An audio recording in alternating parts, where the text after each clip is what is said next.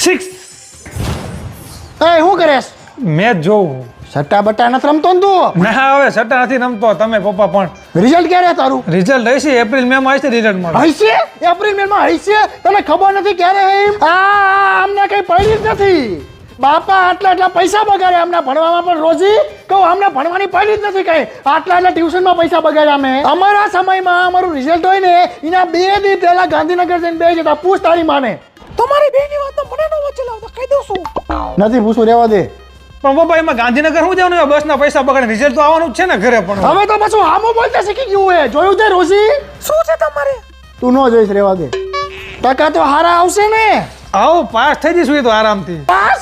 ખાલી પાસ? તારા ટ્યુશનમાં આટલા ખર્ચા કરીને ખાલી પાસ? તમે તો કીધું તું પપ્પા કે જેટલું મળે એટલામાં ખુશ રહેવાનું. ક્યારે કીધું? હું નાનો હતો તો જીમીન મોટો ખટાવો લાવ્યો હતો મેળામાંથી. તમે મને 5 વાળી ગાડીમાં સમજાવી દીધો. તમે જ કીધું હતું કે જેટલું મળે એટલામાં રાજી રહો. તો હું રાજી રહું આટલામાં. હું તારા જેવડો હતો ને તારે મારે 3% આવ્યા હતા. પૂછ તારી માને. કારોજી નો પૂછતો તાર માને. હસવું શેનું આવે તને? હસવું શેનું આવે?